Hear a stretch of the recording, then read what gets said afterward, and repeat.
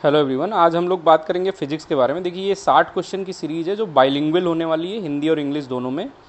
और इसमें जो भी एसएससी और रेलवे में प्रीवियस ईयर में क्वेश्चंस आए हैं रिसेंट में, उसके साथ साथ हम सारे कॉन्सेप्ट्स देखेंगे कि क्या क्या कॉन्सेप्ट फिजिक्स के होते हैं, फॉर्मूला क्या क्या होते हैं, और उसके साथ साथ न्यूमेरिकल कहाँ कहाँ से और क्या क्या होते हैं, सब हम देखेंगे। चलिए ठीक है, चलिए शुरू करते हैं। सबसे पहले हम मैकेनिक्स एंड मोशन से देखेंगे कि सबसे पहला क्वेश्चन और इम्पॉर्टेंट जो है कि फोर्स की डेफिनेशन क्या है, मतलब what is the SI unit of force. तो फोर्स की जो एसआई यूनिट होती है वो होती है न्यूटन। अब फोर्स के बारे में हम लोग जानते हैं क्या होता है। फोर्स मतलब बल कहते हैं इसको हिंदी में, और इंग्लिश में कहते हैं फोर्स। ठीक है, इसको एफ से डिनोट किया जाता है।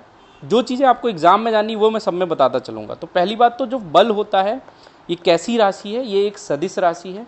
ये आप याद रखिएगा, बल कैसी राशि है, सदिश राशि है, वेक्टर क्वांटिटी है।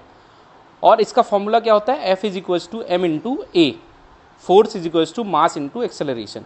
तो ये इंपॉर्टेंट है। मास मतलब क्या होता है, द्रव्यमान, द्रव्यमान इंटू त्वरण। क्या होता है इसका, त्वरण, द्रव्यमान गुणे त्वरण। ठीक है, तो ये फोर्स का फॉर्मूला होता है और इसकी एसआई यूनिट होती है न्यूटन। इसकी सीजीएस यूनिट क्या होती है, इसकी सीजीएस यूनिट होती है डाइन। क्या यूनिट होती है, डाइन। इसकी सीजीएस यूनिट होती है डाइन। तो डाइन बराबर, एक डाइन बराबर पूछता है कितने न्यूटन होता है, तो एक डाइन बराबर 10 की पावर -5 न्यूटन होता है। या अगर पूछेगा कि एक न्यूटन बराबर कितने डाइन होता है, तो 10 की पावर 5 डाइन होता है। ठीक है, तो ये चीज़ें आप याद रखिएगा, फोर्स से इंपॉर्टेंट ये है। ठीक है, और क्या पूछता है कि फोर्स की परिभाषा, जो बल की परिभाषा है वो किससे दी जाती है, वो सब हम आगे डिस्कस करेंगे। तो फोर्स की जो एसआई यूनिट है वो क्या है, न्यूटन, और सीजीएस यूनिट इसकी है डाइन। ठीक है, ये आप लोग याद रखिएगा। दूसरा हम बात करते हैं the rate of change of displacement क्या कहलाता है। तो the rate of change of displacement कहलाता है वेलोसिटी। हिंदी में कहते हैं इसको कि जो है विस्थापन के दर को क्या कहते हैं, तो इसको कहते हैं वेग।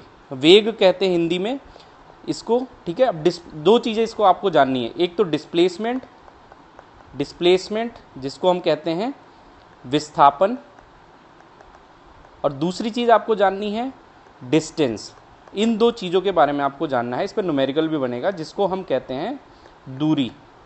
देखो, दो चीज़ें जानो। पहली बात तो जो डिस्प्लेसमेंट है ये वेक्टर क्वांटिटी है, मतलब ये सदिश राशि है। कैसी राशि है, सदिश। और डिस्टेंस जो है वो कैसी राशि है, अदिश राशि है। तो जो सबसे इंपॉर्टेंट है वो आप जानिए। ठीक है, डिस्प्लेसमेंट जो है वो जीरो हो सकता है। डिस्प्लेसमेंट क्या है, वो जीरो हो सकता है, लेकिन डिस्टेंस जीरो नहीं हो सकता है। ये चीज़ आप याद रखिए इसमें, ये दो चीज़ें आपको याद रखनी है।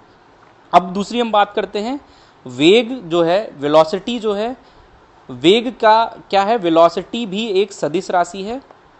इसको हम v से डिनोट करते हैं। इसके इक्वल्स टू होता है मीटर पर सेकेंड। इसकी यूनिट क्या होती है, मीटर पर सेकेंड। हिंदी में भी आगे मिलेगा आपको। ठीक है, तो ये दो क्वेश्चन हो गए। अब तीसरा हम लोग बात करते हैं Newton's first law of motion. Newton का प्रथम नियम जो है गति का, उसको हम किस नाम से जानते हैं, तो ये जाना जाता है लॉ ऑफ इनर्शिया। मतलब क्या है, जड़त्व का नियम, जिसको हम कहते हैं जड़त्व का नियम। ये बहुत इंपॉर्टेंट है। इसमें दो तीन चीज़ें हमको जाननी है जो आपको जाननी चाहिए। जड़त्व का नियम मतलब क्या होता है, पहले तो हम जानते हैं जड़त्व क्या होता है, जिसको इंग्लिश में कहते हैं इनर्शिया। जड़त्व को इंग्लिश में क्या कहते हैं, इनर्शिया। अब न्यूटन का फर्स्ट लॉ कहता है कि अगर कोई वस्तु स्थिर है तो वो स्थिर रहेगी, कोई गतिमान है तो वो गतिमान रहेगी। मतलब अगर कोई वस्तु मोशन में है तो वो मोशन में रहेगी, और अगर जब तक उस पर कोई एक्सटर्नल फोर्स ना लगाया जाए। ठीक है, तो ये फर्स्ट लॉ ऑफ मोशन। इसमें इंपॉर्टेंट क्या है कि सवाल पूछता है कि जो फोर्स है, मतलब जो बल है, उसकी परिभाषा न्यूटन के किस नियम द्वारा दी जाती है। बल की परिभाषा न्यूटन के किस नियम द्वारा दी जाती है, तो ये आप लोग याद रखिएगा, न्यूटन के प्रथम नियम द्वारा बल की परिभाषा दी जाती है। और सेकंड नियम द्वारा, जो सेकंड नियम है उसके द्वारा बल का फॉर्मूला डिराइव किया जाता है, F is equals to m a, जो हम लोग पढ़ रहे हैं। एम क्या है, मास, और ए क्या है, एक्सेलरेशन। ये दूसरे ही क्वेश्चन की हिंदी है। और ठीक है, तो ये चीज़ आप याद रखिएगा। जो प्रथम नियम है वो जड़त्व का नियम, law of inertia, first law of है। ठीक है, तो चौथा क्वेश्चन है what is the acceleration due to gravity on earth.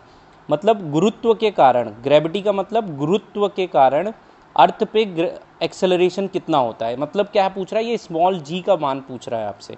Small जी अर्थ पे कितना होता है, 9.8 मीटर पर सेकेंड स्क्वायर। इस पर आप और एक चीज़ याद रखिएगा, जो पोल होते हैं उस पर स्मॉल जी का मान सबसे ज़्यादा होता है। एक्सेलरेशन जो अर्थ की ग्रेविटी होती है, जो पृथ्वी का ये एक्सेलरेशन होता है, गुरुत्वीय त्वरण, उसका मान पोल पे सबसे ज़्यादा होता है और इक्वेटर पे सबसे कम होता है।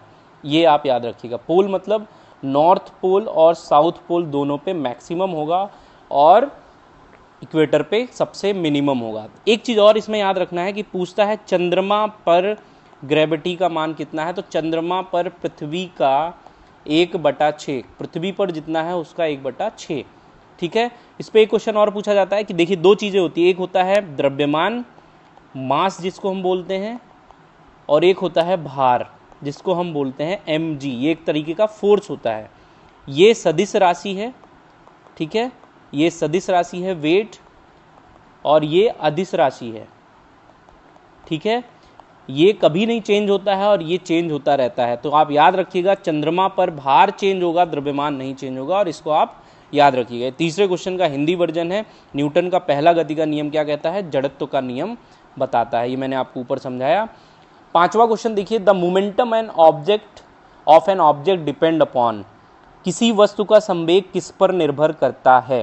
पहला option mass only, velocity only, both mass and velocity, and ये।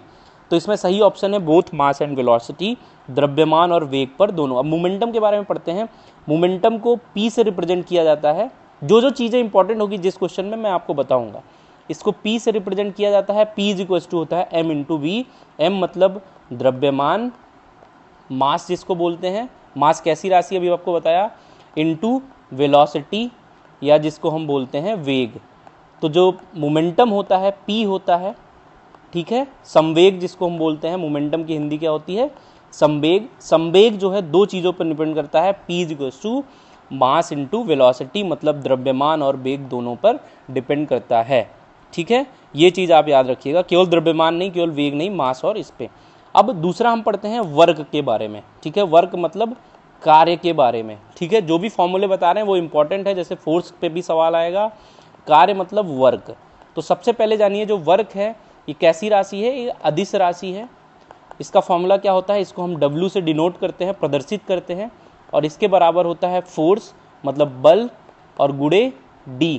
D मतलब डिस्प्लेसमेंट।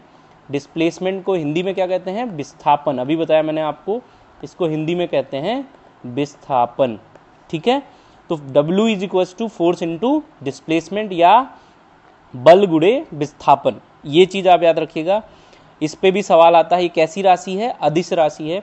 तो पूछा SI unit of work is, SI unit of work की SI यूनिट क्या होती है।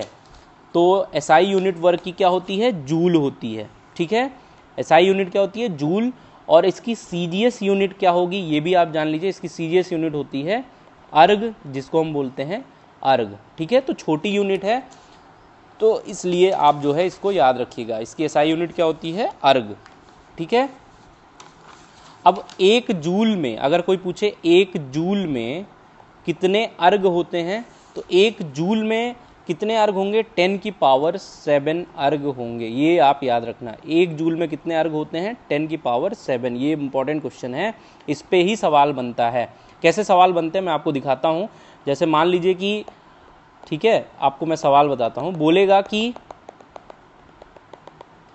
यदि किसी वस्तु को 10 न्यूटन के बल से 10 न्यूटन के बल से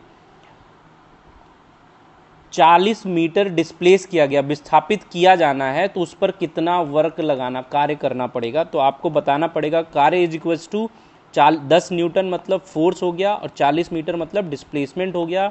तो ये कितना हो जाएगा, 10 गुणे हो जाएगा ये 10 गुणे 40, तो ये आपका हो जाएगा 400 जूल कार्य करना पड़ेगा आपको। ये चीज़ याद रखना, ऐसे ही क्वेश्चन आपसे सिंपल पूछेगा वो। ठीक है, तो ये चीज़ आप लोग याद रखिएगा। इसी का हिंदी वर्जन है कि कार्य का SI मात्रक क्या होता है। तो कार्य का SI मात्रक जूल होता है, और CGS में बताया मैंने आपको क्या होता है, अर्ग होता है। और एक जूल इज इक्वल टू कितना अर्ग होता है, 10 की घात 7 या 10 की पावर 7 अर्ग होता है। ये याद है रखना आप लोग, इंपॉर्टेंट है, इस पर क्वेश्चंस भी आते हैं। ठीक है। अब अगला बात करते हैं 1 हॉर्स पावर, एक अश्व शक्ति कितने वाट के बराबर होता है। मोस्ट इंपॉर्टेंट क्वेश्चन है, ये कई बार पूछा गया है। 746 वाट के बराबर होता है, ये चीज़ आप याद रखना, ठीक है। वाट किसकी यूनिट होती है, शक्ति की यूनिट होती है। अभी हम लोग दिखाएंगे पावर की यूनिट होती है, किसकी यूनिट होती है, पावर की, ठीक है, वाट। अब हम बात करेंगे kinetic energy depends on, kinetic energy को हिंदी में कहते हैं गतिज ऊर्जा किस पर निर्भर करती है। तो अब हम आपको गतिज ऊर्जा के फॉर्मूला भी बताते हैं, इस पर क्वेश्चन भी आता है, क्वेश्चन कैसा आता है वो भी हम बताएंगे। तो गतिज ऊर्जा को हम के से रिलेट करते हैं, गतिज ऊर्जा को हम स्मॉल के से डिनोट करते हैं, जिसके बराबर होता है हाफ 1/2 द्रव्यमान mass into v square. V square मतलब वेलोसिटी, वेग का स्क्वायर, हाफ द्रव्यमान इंटू वेग का स्क्वायर, इसको क्या लिखते हैं, वेग का स्क्वायर या वेलोसिटी का स्क्वायर, ठीक है। तो ये होता है गतिज ऊर्जा का फॉर्मूला। अब ये किस पे डिपेंड कर रहा है, द्रव्यमान और वेग, जिसको हम इंग्लिश में कहते हैं मास इंटू वेलोसिटी। किस पे डिपेंड कर रहा है, मास इंटू वेलोसिटी, क्योंकि ये तो जो है ये कांस्टेंट है, इसी पे डिपेंड कर रहा है। तो ये किस पे डिपेंड करता है, mass and velocity. Kinetic energy गतिज ऊर्जा किस पर निर्भर करती है, द्रव्यमान और पे। कुछ चीज़ें और इसमें देखिए, जो न्यूमेरिकल्स पूछे जाते हैं वनडे में, इसमें ऐसा पूछा गया न्यूमेरिकल कि बोल देगा कि दो वस्तुओं की या दो ऑब्जेक्ट का या वस्तुओं की वेग का अनुपात, किसका अनुपात, वेग या वेलोसिटी का अनुपात,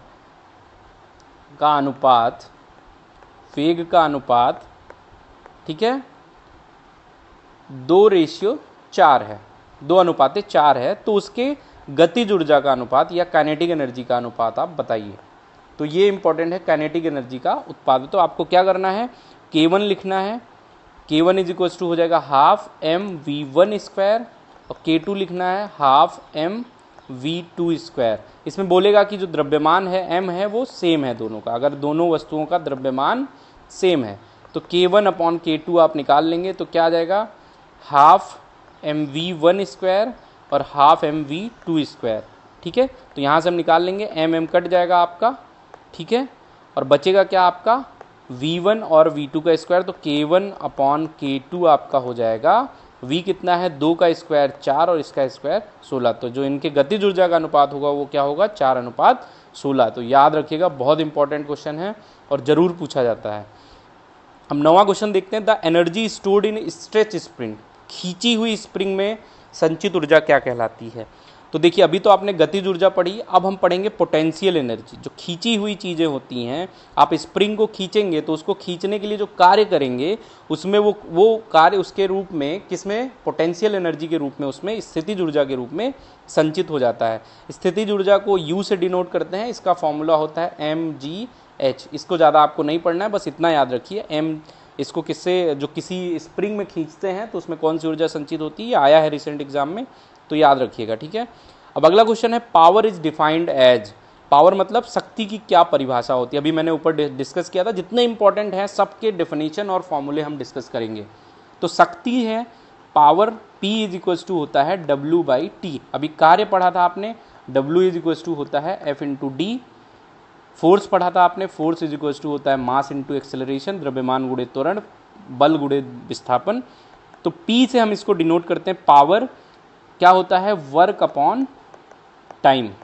इसका सिंपली आप समझिए, पावर क्या होता है कि आप किसकी पावर कितनी है। कोई मान लीजिए जिसकी पावर ज़्यादा होगी वो ज़्यादा कार्य करेगा, वर्क मतलब कार्य करेगा और किसी डेफिनेट समय में, ठीक है।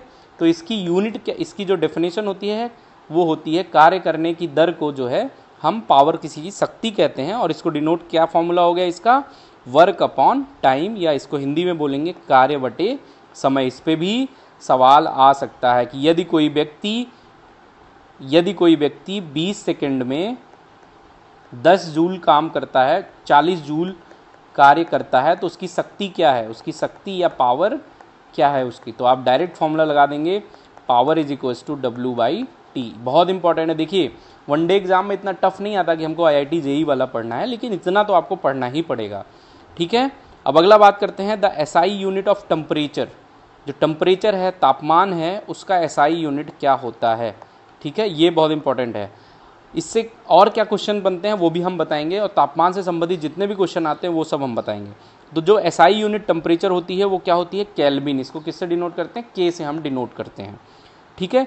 इसमें जो इंपॉर्टेंट होता है कि जो हमारी बॉडी होती है उसका टेम्परेचर कितना होता है, तो वो होता है 37 डिग्री सेल्सियस और फ़ारेनहाइट में 98.6 डिग्री। इसमें और जो क्वेश्चन पूछ सकता है, कभी कभी पूछता है कि मान लीजिए कोई सेल्सियस में आपको टेम्परेचर दे देगा, उसको कहेगा कि आप फ़ारेनहाइट में चेंज करो। तो इस पे एक फॉर्मूला है, वो फॉर्मूला आप लोग लिख लीजिए, C/5 C divided by 5 is equals to F-32/9 is equals to K-273 divided by 5। ये फॉर्मूला बहुत इंपॉर्टेंट है। इससे आप किसी भी, ये सेल्सियस है, ये फ़ारेनहाइट है, ठीक है, ये सेल्सियस है, ये फ़ारेनहाइट है और ये केल्विन है, तो आप किसी को भी चेंज कर सकते हैं। ये फॉर्मूला इंपॉर्टेंट है, इसको आप नोट कर लीजिए। जैसे बोलेगा कि आप घर पे चेंज करके देखिएगा कि हमारी बॉडी का 37 डिग्री सेल्सियस टेम्परेचर होता है, तो इसको फ़ारेनहाइट चेंज करने पे 98.6 डिग्री आना चाहिए, फ़ारेनहाइट आना चाहिए। तो ये आ रहा है तो आप सही चेंज कर रहे हैं, तो इसको आप याद रखिएगा। तापमान का जो एसआई मात्रक होता है वो क्या होता है, केल्विन होता है, ठीक है भाई। अब हम अगला बात करते हैं कि उष्मा, ये हिंदी में which mode of heat transfer does not require a medium, कि उष्मा के किस संचरण में माध्यम की आवश्यकता नहीं होती है। ऑप्शन है conduction, convection, radiation, none of these. Hindi में देखेंगे तो चालन, संवहन, विकिरण, इनमें से कोई नहीं। तो जो विकिरण होता है इसको इंग्लिश में कहते हैं रेडिएशन, इसको जो है संचरण के लिए माध्यम की आवश्यकता नहीं होती है। बाकी जो कंडक्शन होता है आप जानते हैं, कंडक्शन करने के लिए या इसको चालन के लिए डायरेक्ट कांटेक्ट होता है तभी कोई चीज़ होता है। जैसे आप मान लीजिए कि कोई चीज़ आप गैस पे रख के गर्म कर रहे हैं, तो जो चीज़ गैस पे रखी होती है, जो बर्तन होता है, उसमें जो हीट जाती है वो कंडक्शन, चालन के माध्यम से जाती है। और जो फ्लूइड होते हैं, जो लिक्विड होता है, उसमें जो हीट का ट्रांसफ़र होता है वो संवहन या कन्वेक्शन के द्वारा होता है। तो ये चीज़ आप याद रखिएगा, बहुत इंपॉर्टेंट है, ये भी आप याद रखिएगा। विकिरण के लिए माध्यम की आवश्यकता नहीं होती है। ये क्वेश्चन बहुत बार पूछा गया है कि एब्सोल्यूट जीरो टेम्परेचर क्या होता है। तो जो एब्सोल्यूट जीरो टेम्परेचर होता है वो -273.15 डिग्री होता है। एसी को परम शून्य ताप क्या होता है, ठीक है, ये आप याद रखिएगा, बहुत इंपॉर्टेंट क्वेश्चन है। अब हम बात करते हैं the first law of thermodynamics, जो उष्मागतिकी का प्रथम नियम। देखिए टफ क्वेश्चन नहीं, ये सब पूछा जा रहा है आजकल।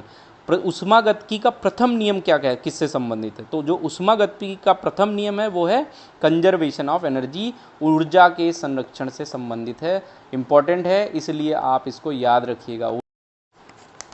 अब अगले क्वेश्चन पे चलते हैं। 15वां क्वेश्चन देखिए, which gas is use in a refrigerator for cooling. जो आपके फ्रिज है, रेफ्रिजरेटर है, उसमें कूलिंग के लिए कौन सी गैस की यूज होती है, तो फ्रियॉन के लिए होती है। बाकी ऑक्सीजन आप जानते हैं, हमको सांस लेने के लिए इंपॉर्टेंट होता है ऑक्सीजन। इसका परमाणु क्रमांक कितना होता है वो देख लीजिए। नाइट्रोजन का परमाणु क्रमांक 7 होता है, फ्रियॉन इंपॉर्टेंट है, हाइड्रोजन का 1 होता है। तो ये सब आप याद रखिएगा, ठीक है, ये बहुत इंपॉर्टेंट क्वेश्चन है फ्रियॉन। अगले क्वेश्चन पे चलते हैं। लाइट एंड ऑप्टिक्स से हम पढ़ते हैं, मैं आपको क्वेश्चन भी करवा रहा हूँ और जो इसमें छूटेगा वो भी मैं बताता रहूँगा। ये बहुत इंपॉर्टेंट क्वेश्चन है, इसमें देखिए 4 कॉन्सेप्ट हैं। अपने क्या कॉन्सेप्ट हैं, 4 कॉन्सेप्ट आपको सीखने हैं। The speed of light in a vacuum is, speed of light जो है वो वैक्यूम में कितना होता है, निर्वात में कितना होता है, इंपॉर्टेंट क्वेश्चन है। तो जो स्पीड ऑफ लाइट वैक्यूम में होता है वो कितना होता है, 3 × 10⁸ मीटर पर सेकेंड। कितना होता है, 3 × 10⁸ मीटर पर सेकेंड।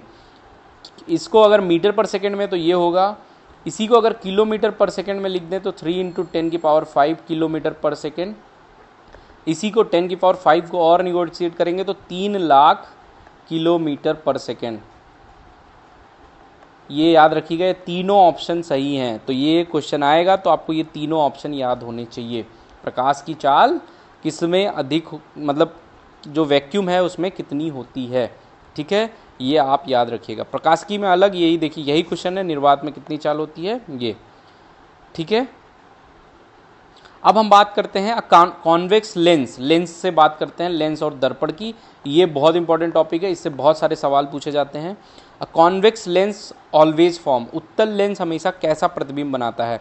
तो जो उत्तल लेंस होता है वो रियल एंड इन्वर्टेड भी बनाता है, वर्चुअल एंड इरेक्ट भी बनाता है, डिपेंड ऑन ऑब्जेक्ट डिस्टेंस भी बनाता है, या नन ऑफ दिस। तो ये किस पे डिपेंड करता है, वो वस्तु रखी गई है, वस्तु ऑब्जेक्ट की दूरी है उस पर डिपेंड करता है। ठीक है, उत्तल लेंस। ऐसे ही उत्तल लेंस और अवतल लेंस आपको पढ़ना है। क्या पढ़ना है इसमें, दोनों लेंस के बारे में हम बताते हैं। पहली बात तो जो लेंस का फॉर्मूला होता है वो आपको पता होना चाहिए। लेंस का फॉर्मूला क्या होता है, 1/f is equal to 1/v minus 1/u। ये पता होना चाहिए आपको, जहाँ पे f क्या है, फोकस है। ठीक है, फोकस पॉइंट। v क्या है, प्रतिबिंब की दूरी, इमेज की दूरी जो भी होती है, प्रतिबिंब की दूरी। u क्या है, ऑब्जेक्ट की दूरी, वस्तु की दूरी। ठीक है, क्या है, वस्तु की दूरी। तो इस पे सवाल तो नहीं आया अभी तक, लेकिन हो सकता है कि आ जाए। ठीक है, तो अभी और हम लेंस के बारे में डिस्कस करेंगे। तो ठीक है, अब the power of lens is measured in. तो पावर ऑफ लेंस जो मेजर किया जाता है वो किससे मेजर किया जाता है, डायप्टर से। इसका फॉर्मूला होता है 1/f। ठीक है, इन मीटर, इसको हम कहते हैं इन मीटर। ये इसका फॉर्मूला होता है पावर ऑफ लेंस। ये किस में मेजर किया जाता है, ठीक है, डायप्टर में मेजर किया जाता है। बहुत इंपॉर्टेंट क्वेश्चन है, बहुत बार पूछा गया है। ठीक है, कुछ चीज़ें और हम डिस्कस करते हैं लेंस के बारे में। ठीक है, और दर्पण के बारे में भी अभी हम डिस्कस करेंगे डिटेल में कि कौन से दर्पण का यूज कहाँ होता है, समतल दर्पण के क्या क्या यूज हैं। ठीक है, उत्तल दर्पण का क्या क्या यूज है, कॉन्वेक्स मिरर का क्या यूज है, कॉन्केव मिरर का क्या यूज है, हम सब अभी देखेंगे और आप पे बताएंगे भी। जैसे देखिए दर्पण ये हो गया आपका। अब which colour deviate most in a prism. Prism जो होता है, प्रिज्म में जो विचलन होता है, विक्षेपण होता है, विक्षेपण जिसको हम कहते हैं, ठीक है, डिस्पर्जन जिसको बोलते हैं, उसकी वजह सबसे ज़्यादा कलर में विचलन किस में होता है, तो वो होता है वायलेट, जिसको हम बोलते हैं वैगनी कलर में होता है। ठीक है, ये आप याद रखिएगा, सबसे ज़्यादा विचलन किस में होता है, वैगनी कलर में। और सबसे कम विचलन किस में होता है, तो सबसे कम विचलन जो होता है वो किस में होता है, रेड कलर में होता है। सबसे कम विचलन किस में होता है, रेड कलर में होता है। ठीक है भाई, अब अगला क्वेश्चन है कि माइरेज इज एन एग्जाम्पल ऑफ। मरीचिका किसका उदाहरण है। तो हम इसमें जो है देखते हैं कि मरीचिका जो किसका एग्जाम्पल है, टोटल इंटरफेरेंस रिफ्लेक्शन, जिसको हम बोलते हैं पूर्ण आंतरिक परावर्तन। ठीक है, अब कुछ लोग को समझ में नहीं आएगा कि मरीचिका क्या होती है। जब आप बाइक से जाते हैं रोड पे या कार से जाते हैं, जो पक्की सड़क हमारी बनी है, तो कुछ दूर पे आपको लगेगा यहाँ पानी या तेल गिरा है, तो इसी को हम बोलते हैं मरीचिका या पूर्ण। चलिए अब हम बात करते हैं जो समतल दर्पण होता है, जिसमें आप शीशा उसा देखते हैं फेस में, उसकी जो क्वेश्चन आता है वही मैं बताऊंगा आपको। पहली बात तो जो उसका प्रतिबिंब बनता है वो कैसा होता है, उसका प्रतिबिंब जो होता है वो होता है आभासी और सीधा। कैसा प्रतिबिंब होता है, आभासी और सीधा। हम समतल दर्पण की बात कर रहे हैं अभी, आभासी और सीधा होता है। और जो प्रतिबिंब का आकार होता है वो वस्तु के आकार के बराबर होता है। ये इम्पोर्टेंट है। ठीक है, और इसमें क्या होता है कि दो अगर समानांतर पैरेलल दर्पणों के बीच में किसी वस्तु को रखा जाएगा समतल दर्पण, तो उसका अनंत प्रतिबिंब बनता है। ये जो क्वेश्चन आया मैं उस पर आपको बता रहा हूँ, इसका PDF में आपको भेज दूंगा, आप लोग देख लीजिएगा। उसमें कितने प्रतिबिंब बनते हैं, अनंत प्रतिबिंब बनते हैं। ये सबसे ज़्यादा इंपॉर्टेंट क्या होता है कि जो समतल दर्पण है, जो समतल दर्पण है उसका उपयोग क्या होता है। जो समतल दर्पण का जो उपयोग होता है ये बहुत इंपॉर्टेंट है, मैं आपको बता रहा हूँ। सबसे पहले तो आप जानते हैं चेहरा देखने के लिए, तो ये तो आपका अलग बात है। दूसरा एक होता है बहुदर्शी, या इसको इंग्लिश में बोलते हैं कैलाइडोस्कोप। क्या बोलते हैं, कैलाइडोस्कोप बोलते हैं। तो ये इसको बनाने के लिए इसका उपयोग किया जाता है। ठीक है, दूसरा जो उपयोग किया जाता है ये पेरिस्कोप। पेरिस्कोप जो बनाया जाता है, या जिसको हम बोलते हैं परिदर्शी, उसमें भी इसका यूज किया जाता है समतल दर्पण। तो आप इतना याद रखिएगा कि समतल दर्पण का उपयोग कहाँ, कैलाइडोस्कोप को बनाने में किसका उपयोग किया जाता है, और पेरिस्कोप को बनाने में किसका उपयोग किया जाता है। ठीक है, इतना चीज़ आपको याद रखना है। ठीक है, अब आगे चलते हैं। फिर अभी हम सब कुछ डिस्कस करेंगे इसमें। अभी और कई सारी चीज़ें जो हमको डिस्कस करनी है, क्योंकि ये बहुत इंपॉर्टेंट टॉपिक है, इसको आप ऐसे नहीं छोड़ सकते हैं। हम और डिस्कस करते हैं इसमें कुछ चीज़ें। अगला हम करते हैं कि जो उत्तल दर्पण है और अवतल दर्पण है उनका उपयोग हम देखेंगे। बस देखिए, जो कॉन्वेक्स मिरर होता है और कॉन्केव मिरर होता है, दो चीज़ होता है। ठीक है, तो जो उत्तल दर्पण होता है उसका उपयोग क्या होता है वो हम बात करेंगे। उत्तल दर्पण मतलब कॉन्वेक्स मिरर। कॉन्वेक्स मिरर का उपयोग कहाँ होता है, तो इसका जो कॉन्वेक्स मिरर का क्या होता है कि जिसमें देखिए जो अंदर धसी हुई परत होती है उस पर पेंट कर दिया जाए और जो रिफ्लेक्शन हो वो उभरी हुई सतह से हो तो उसको हम कॉन्वेक्स मिरर कहते हैं या उत्तल दर्पण कहते हैं। इसका उपयोग कहाँ कहाँ होता है? तो सबसे पहले वाहन जो होते हैं, गाड़ी होते हैं, उनके पश्च जो पीछे देखने वाला शीशा होता है उसमें ये उपयोग होता है। पश्च दृश्य वाला जो दर्पण होता है उसमें हम क्या करते हैं? उत्तल दर्पण का उपयोग करते हैं। दूसरा, स्ट्रीट लाइट जो होती है हमारी, उसमें हम किसका उपयोग करते हैं? उत्तल दर्पण का उपयोग करते हैं। मैग्नीफाइंग जो लेंसेज होते हैं जिसको हम बोलते हैं आवर्धक लेंस, उसमें भी इसी का यूज होता है। क्या बोलते हैं हम? आवर्धक लेंस में भी दर्पण, उत्तल दर्पण का उपयोग होता है। उसके बाद जो सन ग्लासेस बनाए जाते हैं उसमें भी आपको पता होगा कि इसका उपयोग किया जाता है। तो ये दो चीज़ इंपॉर्टेंट है, जो वाहन है गाड़ियों के पश्च दृश्य में जो बैक मिरर देखने के लिए होता है, और स्ट्रीट लाइट और मैग्नीफाइंग ग्लास में उत्तल दर्पण का उपयोग किया। ठीक है, तो उम्मीद करते हैं आप लोग समझ गए होंगे इसको। जो प्रॉब्लम होगी प्लीज़ कमेंट में करके बताइएगा आप। और उसके आगे हम चलते हैं अवतल दर्पण जो होता है जिसको हम कहते हैं कॉनकेव मिरर। क्या बोलते हैं इसको? अवतल दर्पण, या जिसको हम बोलते हैं कॉनकेव मिरर। इसका उपयोग क्या होता है? ठीक है, कॉनकेव मिरर अभी हम और बताएंगे, इसमें बहुत सारी चीज़ें हैं।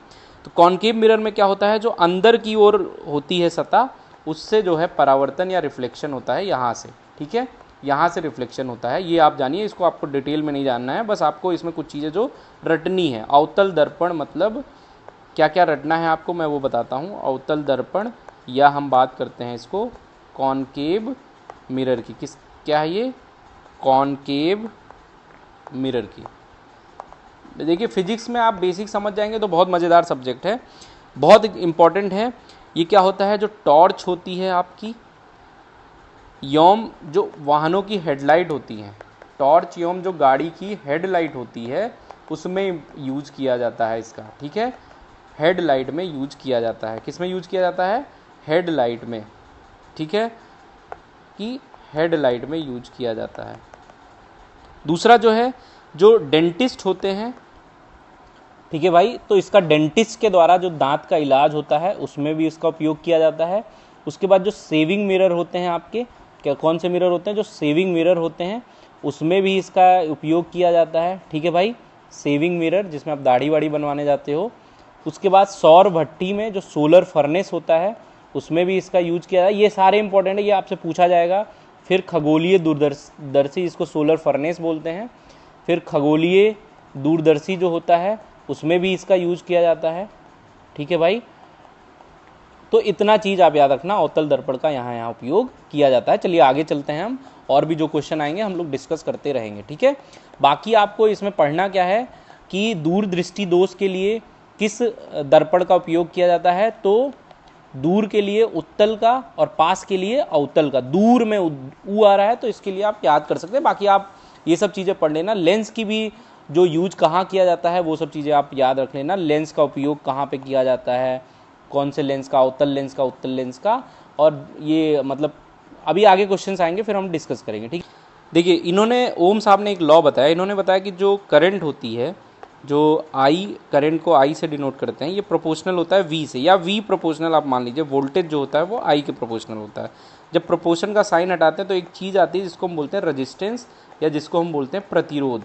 तो इनका जो नियम था वो यही था कि किसी भी कंडक्टर या किसी भी चीज़ में बहने वाली जो करंट है वो वोल्टेज के प्रोपोर्शनल होती है। तो इसको V = IR से हम देखते हैं, बाकी चीज़ें आगे डिस्कस करते हैं। देखिए ओम का नियम क्या बताता है? V = IR।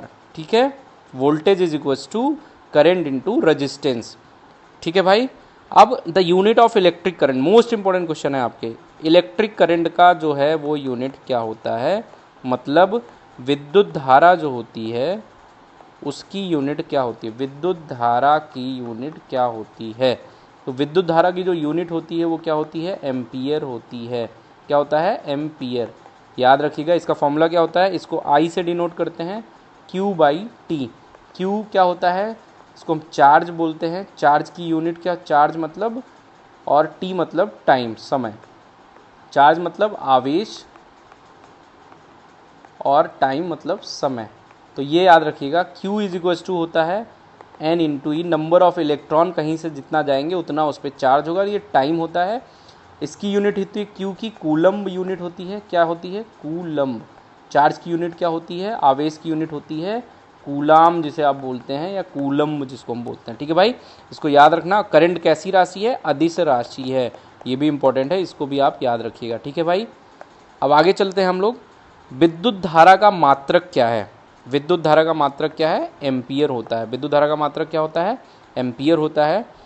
Which material is a good conductor of electricity? अब इसमें क्वेश्चन देखिए आप, रबर, कॉपर, वुड, प्लास्टिक। तो देखिए जो मेटल्स होते हैं, मेटल मतलब जो धातुएं होती हैं, वो विद्युत की चालक, मतलब उसमें से वो गुड कंडक्टर ऑफ इलेक्ट्रिसिटी होती हैं।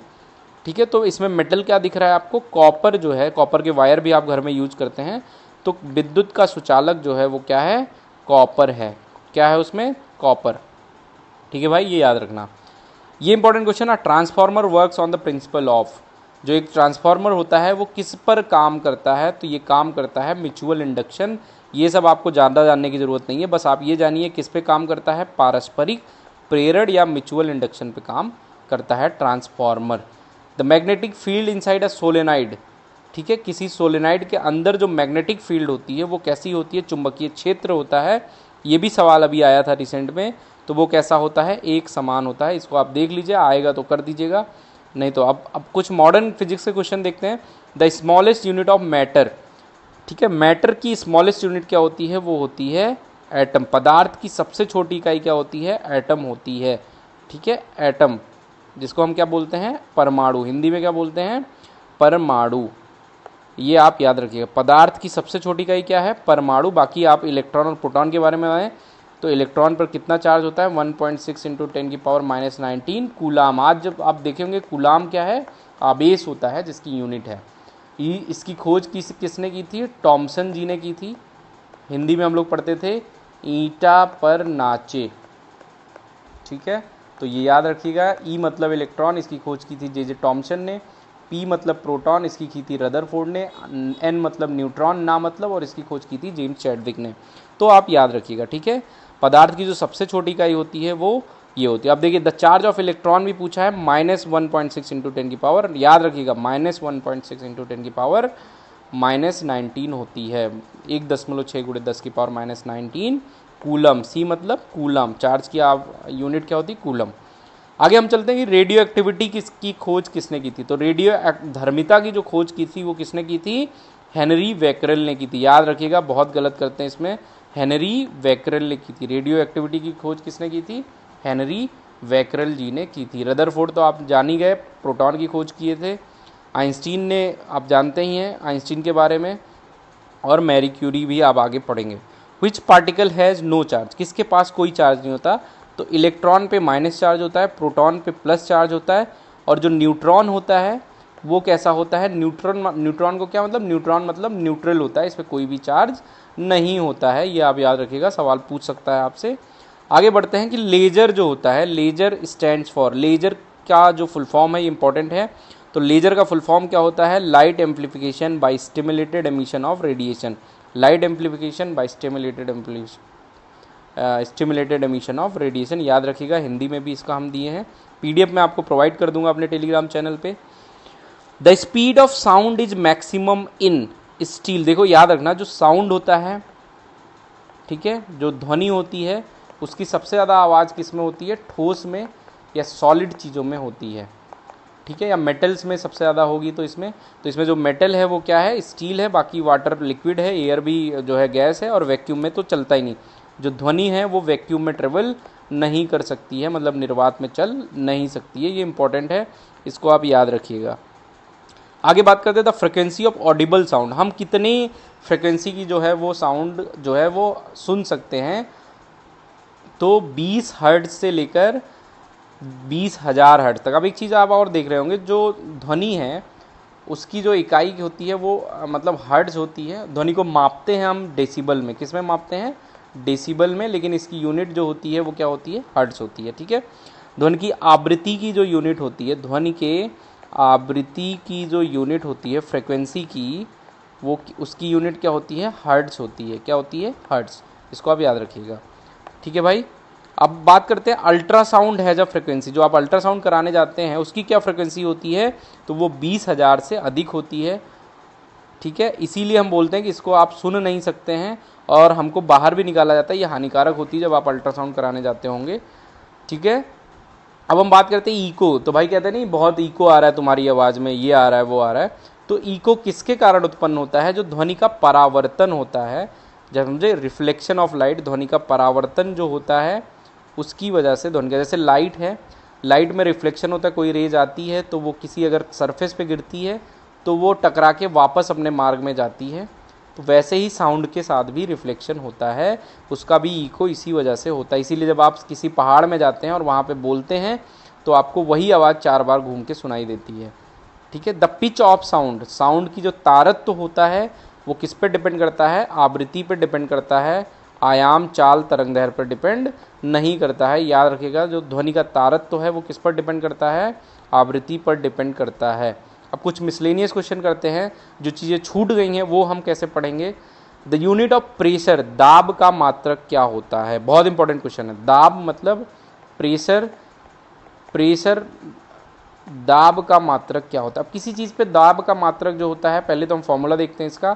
दाब बराबर होता है बल बटे एरिया, मतलब क्षेत्रफल, बल बटे क्षेत्रफल, या इसको हम कहेंगे फोर्स अपॉन एरिया। ठीक है भाई, तो फोर्स की यूनिट क्या होती है, न्यूटन, और एरिया क्षेत्रफल की यूनिट आप लोग मैथ में लगाते होंगे मीटर स्क्वायर। तो इसकी जो यूनिट हो गई न्यूटन मीटर स्क्वायर। तो इसकी एसआई यूनिट न्यूटन पर मीटर स्क्वायर किसके बराबर होती है, पास्कल के बराबर। तो इसकी एसआई यूनिट जो होती है वो क्या होती है, पास्कल होती है। भाई याद रखना, इसकी एसआई यूनिट क्या होती है, पास्कल होती है। दाब का मात्रक क्या है, pascal.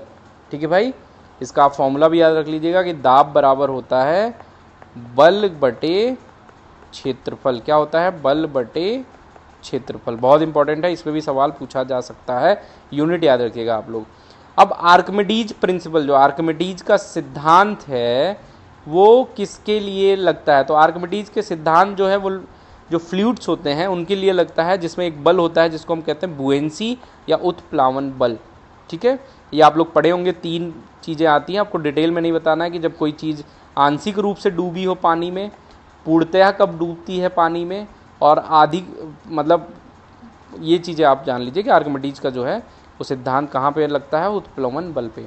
The density of water is maximum at, तो डेंसिटी जो होती है, घनत्व जो होता है वो वाटर का मैक्सिमम कब होता है, 4 डिग्री सेल्सियस पर। आप याद रखिएगा, इसका बॉइलिंग पॉइंट 100 डिग्री सेल्सियस होता है, लेकिन जो इसका घनत्व होता है वो 4 डिग्री सेल्सियस पर ज़्यादा होता है, जबकि बर्फ़ पिघलती है 0 डिग्री सेल्सियस पर, फिर भी इसका घनत्व 4 डिग्री सेल्सियस पर ज़्यादा होता है। जो घनत्व होता है डेंसिटी, उसका फॉर्मूला होता है मास अपॉन वॉल्यूम, द्रव्यमान बटे वॉल्यूम। ठीक है, वॉल्यूम मतलब आयतन, ये आप याद रखिएगा, बहुत इंपॉर्टेंट क्वेश्चन है। आगे चलते हैं, the working principle of washing machine, जो वॉशिंग मशीन में कपड़े आप ऐसे घुमाती रहती है उसका प्रिंसिपल क्या है, तो वो अपकेंद्रण या सेंट्रीफ्यूगेशन पे काम करती है। ठीक है, ये आप याद रखिएगा। सेंट्रीफ्यूगेशन में जो कोई, मान लीजिए आप सर्कल में जब चलते हैं, तो जब सर्कल में किसी चलते हैं तो एक बल कार्य करता है सेंटर की ओर। ये मान लीजिए कोई सर्कल का सेंटर है, इसी बल को हम अपकेंद्रीय बल कहते हैं। F = mp/mv²/r इसका फॉर्मूला होता है, या इसको अभिकेंद्रीय बल हम कहते हैं। तो कोई भी चीज़ जब सर्कल में चलती है तो जो अंदर की ओर उसके ऊपर बल लगता है उसे हम कहते हैं अपकेंद्रीय बल। ठीक है, अभिकेंद्रीय बल। ठीक है, इसका अपोजिट होता है अपकेंद्रण, सेंट्रीफ्यूगेशन इसका क्या होता है, उल्टा होता है। ठीक है भाई, आगे चलते हैं। Which law explain the flights of rocket, तो किस नियम, न्यूटन का जो तीनों नियम है बहुत इंपॉर्टेंट है, आपको पढ़ना चाहिए, उसके एग्जाम्पल भी पढ़ना चाहिए। तो तीसरा नियम जो न्यूटन का है, तीसरा नियम क्या कहता है, हम तीनों नियम आपको बताते हैं। जो न्यूटन का फर्स्ट नियम है, पहला नियम है, वो जड़त्व के नियम से संबंधित है, आपको बताया हमने, और इससे बल की परिभाषा दी जाती है। किसकी परिभाषा दी जाती है, बल की परिभाषा। दूसरा नियम जो है, इससे फॉर्मूला उसमें बताया गया कि जो फोर्स है वो डायरेक्टली प्रोपोर्शनल होता है P2 - P1/T, मतलब जो संवेग की परिवर्तन की दर होती है उसके प्रोपोर्शनल होता है। और यहाँ से बल का फॉर्मूला आता है, फोर्स = मास × एक्सेलरेशन। और जो तीसरा नियम है वो क्रिया प्रतिक्रिया का नियम कहलाता है। क्या कहलाता है, क्रिया प्रतिक्रिया का नियम, या इसको अगर हम इंग्लिश में कहेंगे तो एक्शन और रिएक्शन का नियम हम कहलाता है। जितना आप किसी चीज़ पे एक्शन करेंगे उसका उतना ही अपोजिट और इक्वल रिएक्शन होगा, ये जो है कहलाता है तीसरा नियम। तो तीसरे नियम पर ही जो है वो रॉकेट की उड़ान संबंधित है। ठीक है, जितना उस ये आप याद रखिएगा, न्यूटन का तीसरा नियम। बहुत चीज़ें बताने को हैं, लेकिन जो आपके एग्जाम पॉइंट ऑफ व्यू से ज़रूरी है वही चीज़ हम लोग डिस्कस करेंगे। ठीक है, और हम चीज़ें डिस्कस नहीं करने वाले हैं। तो आप याद रखिएगा न्यूटन का तीसरा नियम जो है, इस पे रॉकेट जो है वो उसके नियम पर इम्पॉर्टेंट है। अब आगे बात करते हैं, which instrument measures electric current. जो इलेक्ट्रिक करंट है, विद्युत धारा है, उसको नापने के लिए किस जो है इंस्ट्रूमेंट का यूज किया जाता है? तो अमीटर का यूज किया जाता है। किसका यूज किया जाता है? अमीटर का यूज इलेक्ट्रिक करंट के लिए किया जाता है। आप याद रखिएगा, अमीटर जो है वो किसको मापने के लिए किया जाता है? वो इलेक्ट्रिक करंट, विद्युत धारा को मापने के लिए किया जाता है। The filament of an electric bulb is made of. जो इलेक्ट्रिक बल्ब का फिलामेंट है वो किसका बना होता है? तो वो बना होता है टंगस्टन का। किसका बना होता है? ठीक है, ये आपने देख लिया, टंगस्टन का बना होता है। जो बल्ब पहले हमारे आते थे उसमें जो एक वायर लगा होता था यहाँ पे, वो किसका बना होता था? टंगस्टन का बना होता था। किसका बना होता था? टंगस्टन का। अभी पीछे में एक बार और चीज़ें छूट गई। जो वोल्ट मीटर होता है वो जो पोटेंशियल डिफरेंस होता है उसको मेजर करने के लिए किया जाता है। ठीक है, पोटेंशियल डिफरेंस के लिए, इलेक्ट्रिक पोटेंशियल डिफरेंस को मेजर करने के लिए किया जाता है।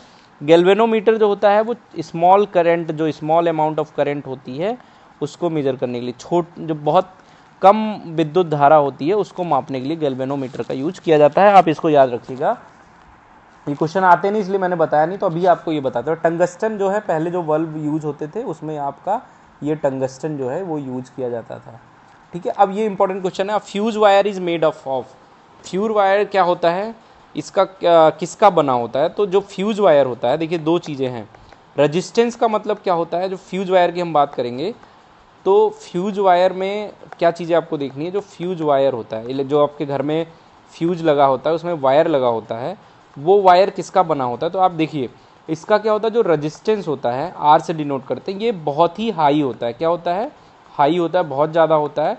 लेकिन जो इसका मेल्टिंग पॉइंट होता है, मेल्टिंग पॉइंट वो बहुत कम होता है। इसका रीज़न समझिए कि मेल्टिंग पॉइंट मतलब अगर ये मान लीजिए आपके घर में लाइट तेज़ हो जाती है और इसका मेल्टिंग पॉइंट बहुत हाई है, तो ये पिघलेगा ही नहीं, तो आपके घर की लाइट कटेगी नहीं। इसीलिए इसका जो है हाई रेजिस्टेंस होता है और लो मेल्टिंग पॉइंट होता है। ठीक है, ये प्योर कॉपर वगैरह का कभी नहीं लगाया जाता है, इसमें मिक्सचर जो है वो धातुओं होती हैं, तो आप याद रखिएगा। ठीक है, तो आपको ये समझ में आ गया कि फ्यूज का जो तार होता है वो उच्च प्रतिरोध और निम्न गलनांक से मिलकर बना होता है। बहुत इंपॉर्टेंट है, मैंने रीजन भी बताया।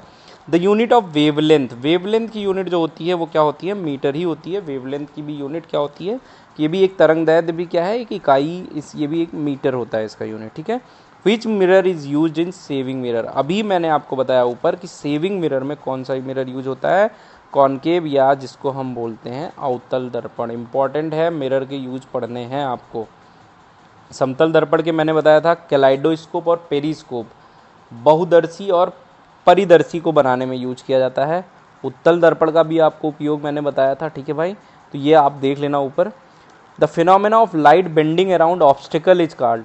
प्रकाश का अवरोधों के चारों ओर मुड़ने की घटना को हम क्या कहते हैं? विवर्तन। वैसे क्या होता है कि जैसे ब्लेड है, ऐसे पत्ती से आप देखेंगे, कोई पत्ती है, मान लीजिए कोई पत्ती है किसी फ्लावर की या किसी की भी, वहाँ से जब कोई उसके जो शार्प एजेस होते हैं वहाँ से प्रकाश के मुड़ने की घटना को हम क्या कहते हैं? विवर्तन कहते हैं। क्या कहते हैं? विवर्तन कहते हैं। रिफ्लेक्शन तो आप लोग जानते ही हैं, जो ये परावर्तन है, प्रकाश जब किसी चीज़ से टकराता है और उससे वापस जाता है उसको परावर्तन कहते हैं। रिफ्रैक्शन क्या होता है? जब प्रकाश किसी एक माध्यम से दूसरे माध्यम में जाता है तो उसमें या तो डेविएशन होगा या तो वो दूर जाएगा, तो उस घटना को हम अपवर्तन कहते हैं। और विक्षेपण आपको पता ही है, जब प्रिज्म से कोई प्रकाश गुजरता है तो उसको हम क्या कहते हैं? वो 7 रंगों में डिवाइड हो जाता है, उसको ही हम क्या कहते हैं? विक्षेपण कहते हैं। द वाइट लाइट जो होती है वो 7 रंगों में डिफाइन करती है, तो उसको हम क्या कहते हैं? डिस्पर्जन, अभी ऊपर बताया आपको, या उसको हम कहते हैं विक्षेपण। Which law is use in hydraulic, बहुत इंपॉर्टेंट है। पास्कल लॉ जो होता है वो हाइड्रोलिक में यूज किया जाता है। ठीक है, तो पास्कल का नियम अभी मैंने बताया था, प्रेशर जो होता है, दाब, उसकी यूनिट होती है पास्कल। तो पास्कल जो है उन्होंने दाब से संबंधित जो प्रेशर का डिस्ट्रीब्यूशन होता है उससे सभी संबंधित नियम, जितने भी हाइड्रोलिक संबंधित चीज़ें होंगी उसमें इनके नियम को जो है यूज किया जाता है। बर्नौली जी इन्होंने क्या बताया था, इन्होंने कंजर्वेशन ऑफ जो है एनर्जी के बारे में बताया था। और इनका जो प्रिंसिपल है, जैसे जो आपकी एरोप्लेन होती है, जैसे क्या होता है एरोप्लेन होती है, उसमें जो है इसका यूज किया जाता है, इनके नियम का, बर्नौली के उसके जो पंख बने होते हैं उसमें यूज किया जाता है। आर्किमिडीज प्रिंसिपल अभी आपने बताया, बुएंसी या उत्प्लावन बल के बारे में इन्होंने दिया था। हुक लॉ के बारे में पढ़ना जरूरी नहीं है, इंपॉर्टेंट नहीं है आपके लिए, ठीक है भाई। तो अब आगे बात करते हैं हम लोग कि हाइड्रोलिक लिफ्ट हो गया आपका। हाइड्रोलिक लिफ्ट में किसका यूज किया जाता है, पास्कल का मैंने बताया। द रेजिस्टेंस ऑफ कंडक्टर अभी बताया था, रेजिस्टेंस क्या होता है, प्रतिरोध होता है, जो V = IR, जो क्या करता है, विद्युत धारा के प्रवाह का विरोध करता है, उसको हम रेजिस्टेंस, रेजिस्ट मतलब होता है किसी चीज़ को रोकना या उसका विरोध करना। तो ये किन किन चीज़ों पे डिपेंड करता है, लेंथ पे डिपेंड करता है, एरिया पे डिपेंड करता है, टेम्परेचर पे, ऑल ऑफ द अबव, मतलब लेंथ, एरिया, टेम्परेचर, तीनों पे डिपेंड करता है। याद रखिएगा, पूछा जा सकता है आपसे। किसी चालक का प्रतिरोध लंबाई, अनुप्रस्थ काट के क्षेत्रफल, तापमान और उपरोक्त सभी पर डिपेंड करता है। Which electromagnetic wave is use in remote sensing, जो आप रिमोट चलाते हैं उसमें किस जो है इलेक्ट्रोमैग्नेटिक वेव का यूज किया जाता है, तो किसका यूज किया जाता है, इंफ्रारेड जो है वो अवरक्त किरणों का उपयोग किया जाता है, आप इसको याद रखिएगा, ठीक है। Ohm's law relates with which to quantity, अभी ऊपर भी मैंने बताया था, तो वोल्टेज और करंट या वोल्टेज और रेजिस्टेंस, करंट एंड रेजिस्टेंस, तो किससे डिपेंड करता है, करंट और रेजिस्टेंस से, क्योंकि V = IR होता है, तो आप इसको इससे जोड़िए, करंट और विद्युत धारा और रेजिस्टेंस से जो है वो, ठीक है, वोल्टेज या करंट से जो है वो किया जाता है, ठीक है भाई, वोल्टेज और करंट से, क्योंकि रेजिस्टेंस तो बाद में आता है, तो V = I होता है, तो इसलिए किससे डिनोट करता है, किससे किससे संबंधित है, वोल्टेज और करंट से। Speed of light in vacuum हम डिस्कस कर चुके हैं, निर्वात में प्रकाश की। Which mirror is use in vehicle as rear view mirror, अभी आपको बताया था मैंने कौन सा होता है, कॉन्वेक्स मिरर, या जिसको हम बोलते हैं उत्तल मिरर, ये उत्तल दर्पण, इसको आपको याद है। विच लेंस करेक्ट मायोपिया, ठीक है, कौन सा लेंस मायोपिया को ठीक करता है, तो कॉनकेव लेंस, जिसको हम कहते हैं अवतल लेंस, ठीक है। तो ये क्या करता है, ये निकट दृष्टि दोष, जिसको हम बोलते हैं मायोपिया, उसको ये सही करने, और दूर दृष्टि दोष के लिए हम क्या करते हैं, उसमें यूज होता है कॉन्वेक्स लेंस, ठीक है भाई। यूनिट ऑफ पावर, पावर की यूनिट क्या होती है, वाट, मैंने ऊपर बताया आपको। What kind of energy is store in stretch spring, ये भी आपको बता दिया, पोटेंशियल एनर्जी। खिंची हुई स्प्रिंग में क्या होता है, वो पोटेंशियल एनर्जी है, स्थितिज ऊर्जा होती है, इसका फॉर्मूला भी बता दिया। ह्यूमन ईयर कैन 20 से 20,000 हर्ट्ज। विच device convert electric energy into mechanical energy, ये इंपॉर्टेंट क्वेश्चन है आपका। तो जो मोटर होता है वो इलेक्ट्रिक एनर्जी को क्या करता है, वो केमिकल एनर्जी। अच्छा बताइए, जो कैंडल होता है, जो आप मोमबत्ती जलाते हैं, वो कौन सी एनर्जी को जो है कन्वर्ट करता है, किस एनर्जी में, ये बहुत इंपॉर्टेंट क्वेश्चन है, ठीक है। और ट्रांसफार्मर क्या करता है, इसके दोनों काम आप कमेंट करके बताइए। कौन सा विद्युत ऊर्जा को यांत्रिक ऊर्जा में बदलता है, तो आपने देखा मोटर को, ठीक है। The sky appears blue due to, sky किसकी वजह से ब्लू अपीयर होता है, किसकी वजह से, स्कैटरिंग ऑफ लाइट, या जिसको हम बोलते हैं प्रकीर्णन लाइट। इसका खोज किसने की थी, सर CV रमन जी ने की थी, और उनको इसके लिए क्या मिला था, नोबेल प्राइज़ भी मिल चुका है। और अपने यहाँ 28 फरवरी को क्या मनाया जाता है, साइंस डे भी इन्हीं के बर्थडे पे मनाया जाता है, ठीक है भाई। तो याद रखना, सर CV रमन ने ही किया था इसकी खोज। चलिए, थैंक यू सबको, आप पढ़िए, ये एक ओवरव्यू था कि कैसे क्वेश्चन अभी पूछे जा रहे हैं। ऑल द बेस्ट आप सभी को, आपका एग्ज़ाम अच्छा हो, जिनका भी एग्ज़ाम कल है या आने वाले समय में जिनका SSC CGL वगैरह का एग्ज़ाम है, सबको ऑल द बेस्ट। और ग्रुप D वाले भी ज़रूर देखें ये वीडियो, जहाँ पे आपको समझ नहीं आया कमेंट करिए, टेलीग्राम से जुड़िए, और अगर अच्छा लगा तो चैनल सब्सक्राइब करिए।